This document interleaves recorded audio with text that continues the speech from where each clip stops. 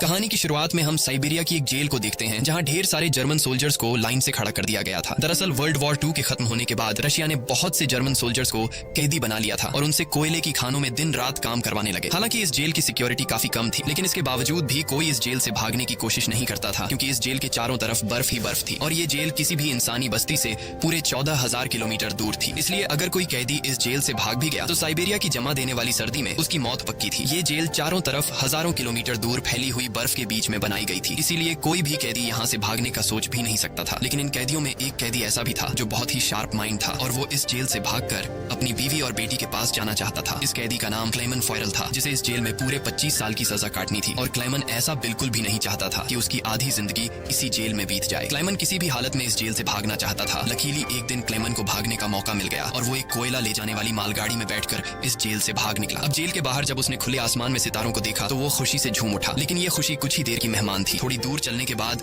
उस मालगाड़ी को रोक दिया गया और जब क्लेमन ने बाहर झांक कर देखा तो एक रशियन सोल्जर बंदूक ताने उसके सामने खड़ा था। बदकिस्मती से यहाँ क्लेमन पकड़ा गया और जेल से भागने के जुर्म में उसे एक ओपन एयर सेल में बंद कर दिया गया। सर्दी बहुत ज्यादा थी और रात में होने वाली बारिश ने क्लेमन की हालत खराब कर दी थी। उस सेल में क्लेमन को कुछ घंटों के लिए नहीं बल्कि पूरे 2 दिनों तक रखा गया। अब पूरे 2 दिन बाद अगली सुबह जेल का वार्डन उसके पास आया और उसे सेल से बाहर निकालकर उससे कुछ भी टॉर्चर नहीं किया गया। बस सिर्फ ये बोला कि तुम्हारे साथी बेसब्री से तुम्हारा इंतजार कर रहे हैं। अब जब क्लेमन अपने साथियों से मिला तो वो सब लाठियां और डंडे लेकर उसका इंतजार कर रहे थे। वो सब क्लेमन पर बहुत गुस्सा थे क्योंकि क्लेमन के भागने की वजह से उन सबको पिछले 2 दिनों से भूखा रखा गया था। और क्लेमन को अब वार्डन की बात समझ में आ गई कि उसने क्यों कहा था कि तुम्हारे साथी तुम्हारा इंतजार कर रहे हैं। अब क्लेमन को देखते ही बाकी कैदियों ने उस पर हमला कर दिया और उसे बहुत बुरी तरह से मारा। इस मारपीट में क्लेमन इतना जख्मी हो गया कि उसे जेल के हॉस्पिटल में एडमिट करना पड़ा। इस जेल का डॉक्टर भी एक जर्मन कैदी था। जैसे ही क्लेमन होश में आया उसने डॉक्टर से कहा कि मैं एक बार फिर से जेल से भागना चाहता हूँ और मुझे आपकी मदद चाहिए। डॉक्टर क्लेमन की बहादुरी देखकर हैरान रह गया कि ये इतना सब कुछ झेलने के बाद भी हार मानने को तैयार नहीं। डॉक्टर ने उसे समझाया कि इस जेल से जिंदा भाग पाना नामुमकिन है और अगर तुम यहाँ से भाग भी गए तो बाहर की जमा देने वाली सर्दी में मर जाओगे। लेकिन हकीकत ये भी है कि अगर तुम यहाँ से नहीं भागे तब भी तुम्हारी मौत पक्की है, क्योंकि जिन कोयले की खानों में तुम काम करते हो वहाँ कार्बन की मात्रा बहुत ज्यादा है जो हवा के जरिए तुम्हारे शरीर में जाता है और उससे कैंसर जैसी खतरनाक बीमारियां होती हैं। इसलिए डॉक्टर ने क्लेमन से कहा कि तुम्हें एक आखिरी बार इस जेल से भागने की कोशिश जरूर करनी चाहिए। उसके बाद डॉक्टर ने अपने सारे गर्म कपड़े, जूते और जरूरत का सारा सामान निकालकर क्लेमन को दे दिया और उसे ये भी बताया कि रशियन सोल्जर्स अपना खाना रेलवे लाइंस के पास छुपा कर रखते हैं। इसके साथ ही उसने क्लेमन को एक बंदूक भी दी ताकि वो अपनी हिफाजत कर सके। दरअसल डॉक्टर ने ये सारा सामान इसलिए पहले से इकट्ठा किया हुआ था क्योंकि वह खुद भी इस जेल से भागना चाहता था, मगर एक हफ्ते पहले उसे पता चला कि वह कैंसर का मरीज है और उसके पास 1 महीने से ज्यादा वक्त नहीं है। अब उसने क्लेमन को एक लंच बॉक्स दिया और कहा कि अगर तुम जिंदा बच गए तो मेरी फैमिली तक ये लंच बॉक्स पहुंचा देना और कहना कि मैं इस दुनिया में अब नहीं रहा। यहाँ एक बार फिर से रात के अंधेरे में क्लेमन दोबारा भाग निकला और इस बार उसने मालगाड़ी की बजाय पैदल चलने का फैसला किया। वो पूरी रात पैदल चलने के बाद सुबह भी चलता रहता है क्योंकि उसे डर रहता है कि कहीं रशियन सोल्जर उसे पकड़ न ले। अब जब सुबह वार्डन को पता चला कि क्लेमन जेल से फरार हो चुका है तो वो सीधा डॉक्टर से पूछताछ करने उसके कमरे में पहुंचा, लेकिन उसके पहुंचने से पहले ही डॉक्टर ने अपनी जान ले ली थी क्योंकि उसे पता था कि क्लेमन के भागने की खबर सुनने के बाद वार्डन मुझे बहुत तड़पा तड़पा कर मारेगा। इसके बाद वार्डन ने कई रशिया सिपाहियों को क्लेमन की तलाश में भेजा और उसे जिंदा पकड़कर वापस लाने का हुक्म दिया, लेकिन कई दिनों की तलाश के बाद भी उसे क्लेमन का कोई पता न चल सका। क्लेमन की खुशकिस्मती ये थी कि बर्फबारी स्टार्ट होने की वजह से उसके पैरों के निशान मिटते जा रहे थे, जिससे क्लेमन को ढूंढना मुश्किल पड़ रहा था। अब सबको लगने लगा कि क्लेमन इस सर्दी में जमकर मर चुका होगा, मगर वार्डन मानने को तैयार नहीं था क्योंकि वार्डन जानता था कि क्लेमन बहुत स्ट्रांग है और वो इतनी आसानी से हार नहीं मानेगा, इसलिए उसने तलाश जारी रखने का हुक्म दिया। वहीं दूसरी तरफ हम क्लेमन को देखते हैं जो पूरे जोश के साथ बर्फीले तूफान को पार करते हुए आगे बढ़ रहा था। जेल से भागने के 9 दिन बाद उसे अचानक कुत्तों के भौंकने की आवाज सुनाई दी और जैसे ही वो पीछे मुड़ा उसने एक स्लेज को अपनी तरफ आते देखा। उससे पहले कि वो भागता वो स्लेज उसके पास आ गई और उस पर चढ़ती हुई आगे निकल गई। तभी क्लेमन की आंख खुल गई और उसे पता चला कि वो सिर्फ सपना देख रहा था। दरअसल क्लेमन पिछले 9 दिनों से पैदल चल रहा था और अब उसका खाना भी खत्म हो चुका था। भूख और थकान की वजह से उसका आगे बढ़ना मुश्किल हो गया था, लेकिन इसके बावजूद क्लेमन ने हार नहीं मानी और जैसे तैसे चलता रहा। कुछ दिनों के बाद उसका जिस्म भी जवाब दे गया और वो भूख से बेहोश हो गया। अब कुछ घंटों बाद जब उसे होश आया उसने अपने आसपास एक अजीब सी आवाज सुनी। तभी उसने एक सील को देखा और ये देखते ही उसकी आंखें चमक उठी। उसने फौरन अपनी बंदूक निकाली और पूरी ताकत के साथ निशाना लगाने की कोशिश की, लेकिन थकान और कमजोरी की वजह से उसका निशाना गलत हो गया और वो सील वहां से भागने लगी। क्लेमन जिसे कई दिनों बाद जिंदा रहने की एक छोटी सी उम्मीद मिली थी वो इस उम्मीद को हाथ से नहीं जाने दे सकता था। क्लेमन फौरन उसके पीछे दौड़ा, लेकिन दौड़ते वक्त क्लेमन बर्फ टूटने की वजह से पानी में गिर जाता है जिससे उसके पैर में चोट आ जाती है, लेकिन जख्मी होने के बावजूद वो सील का पीछा करने लगा। क्लेमन जैसे ही गोली चलाने वाला था वो सील एक चट्टान के पीछे छिप गई। क्लेमन और आगे बढ़ता है और सील को दोबारा देख लेता है। उससे पहले कि वो पानी में जाती क्लेमन ने अपनी आखिरी गोली चलाई और खुशकिस्मती से वो गोली उसे लग गई। ये देखकर क्लाइमन खुशी से झूम उठा क्योंकि अब सफर के दौरान उसे खाने की फिक्र नहीं थी। कई दिनों के बाद क्लाइमन ने पेट भर कर खाना खाया और थोड़ा आराम करके अपना सफर जारी रखा। अब इतने लंबे सफर में क्लाइमन बिल्कुल अकेला था और उसके चारों तरफ बर्फ के अलावा कुछ भी न था। इस माहौल में उसकी दिमागी हालत खराब हो सकती थी, इसलिए वो खुद से बातें करता और पॉजिटिव बातें कहकर खुद को आगे बढ़ने के लिए मोटिवेट करता। इसके साथ ही वो हर वक्त कैंपस के जरिए अपने रास्ते को देखता है ताकि वो इस बर्फीली वादी में कहीं खो न जाए। इसी तरह दिन गुजरते गए और फिर महीने, लगातार 2 महीने चलने के बाद क्लाइमन को इस बर्फीले मैदान में एक छोटा सा पेड़ दिखाई दिया। इस पेड़ को देखकर क्लाइमन इतना खुश हुआ कि जैसे उसे कोई खजाना मिल गया हो और वो भागकर उस पेड़ को गले लगा लेता है। दरअसल ये पेड़ इस बात की निशानी थी कि क्लाइमन लगातार 2 महीने चलने के बाद अब ये बर्फीला मैदान क्रॉस कर चुका है और आगे जंगल शुरू होने वाला है। थोड़ा ही आगे चलने के बाद ठीक वैसा ही हुआ जैसा उसने सोचा था। अब यहाँ से जंगल शुरू होने वाला था। बर्फ का इलाका खत्म हो रहा था। वो जंगल में बहुत खुश था। वो लकड़ियां इकट्ठा करके आग जलाता है और कई महीनों बाद पहली बार सुकून से सो जाता है। पर अगला दिन उसके लिए सुकून का था या नहीं, ये कोई नहीं जानता। दूसरी तरफ हम वार्डन को देखते हैं जो अब भी क्लाइमन की तलाश में था और उसने अपनी सर्च पार्टी को हुक्म दिया कि वो 500 किलोमीटर के दायरे में क्लाइमन की तलाश करे। वहीं क्लाइमन एक जंगल से होता हुआ आगे बढ़ रहा था कि अचानक वहाँ एक बर्फीला तूफान आ गया। ये तूफान इतना तेज था कि बड़े बड़े पेड़ भी जमीन से उखड़कर गिरने लगे। क्लाइमन जैसे ही आगे बढ़ने की कोशिश करता है, एक बड़ा सा पेड़ सीधा उस पर गिर जाता है। क्लाइमन की किस्मत अच्छी थी कि शाम में 2 आदमी यहाँ से गुजरे जो सोने की तलाश में थे।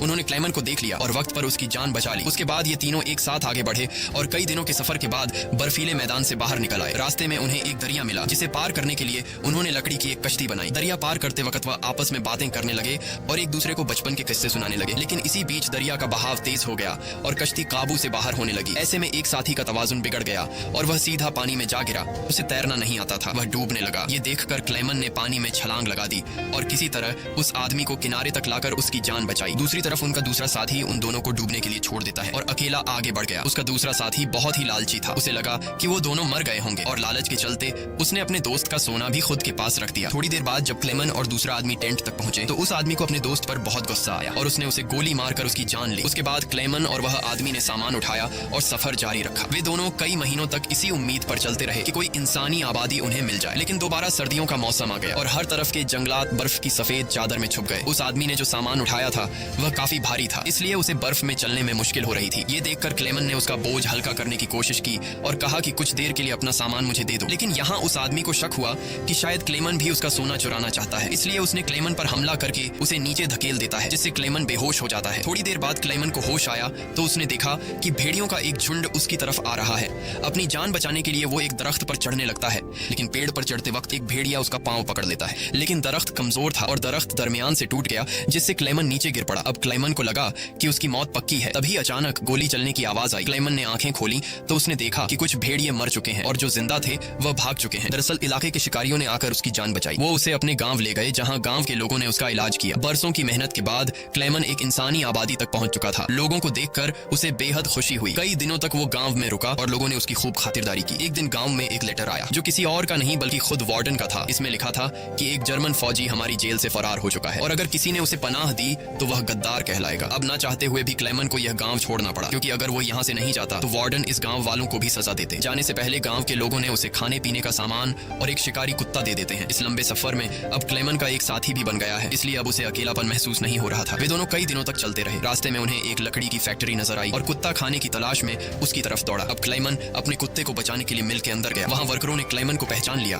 और उसे मालिक के पास ले गए। वहाँ जाकर क्लेमन ने मालिक को अपनी पूरी कहानी सुनाई, जिससे सबको क्लेमन पर तरस आया। उन्होंने उसे खाना खिलाया और जर्मनी जाने वाली ट्रेन में बिठा दिया। क्लेमन खुश था कि वह जल्द अपने घर पहुंच जाएगा, लेकिन वो नहीं जानता था कि मिल के मालिक ने उसकी खबर वार्डन को दे दी है। अब वार्डन अपने सिपाहियों के साथ स्टेशन पर उसका इंतजार कर रहा था, लेकिन स्टेशन पहुंचने से पहले क्लेमन ने दूर से रशियन सोल्जर्स को देख लिया और मौका मिलते ही ट्रेन से कूदकर भाग निकला। मगर बदकिस्मती से रशियन सिपाहियों ने उसे देख लिया और उसका पीछा करने लगे। क्लेमन ने जल्दी से पटरियां पार की, लेकिन अचानक न जाने वार्डन कहां से सामने आ गया। ये देखकर क्लेमन का दिल घबरा गया, क्योंकि अब उसे लगा कि उसकी बरसों की मेहनत जाया हो गई। अब इससे पहले कि वार्डन उसे गिरफ्तार करता, क्लेमन के कुत्ते ने वार्डन पर हमला करके उसे काट लिया और यूं एक बार फिर से क्लेमन को भागने का मौका मिल गया और वह पूरी जान लगाकर यहाँ से भागने लगा। लेकिन तभी उसे गोली चलने की आवाज आई और जब उसने पीछे मुड़कर देखा तो उसने अपने कुत्ते को मरा हुआ देखा। ये देखकर क्लेमन को काफी दुख हुआ, लेकिन इसके बावजूद भी वो रुका नहीं और अपनी पूरी ताकत से आगे बढ़ता रहा। उसके बाद वो पुल के ऊपर चढ़ा और नीचे से गुजर रही ट्रेन के ऊपर कूदकर वहां से भाग निकला और कुछ इस तरह से वो वार्डन के हाथों से फिर बच निकला। अब ऐसे ही दिन गुजरते गए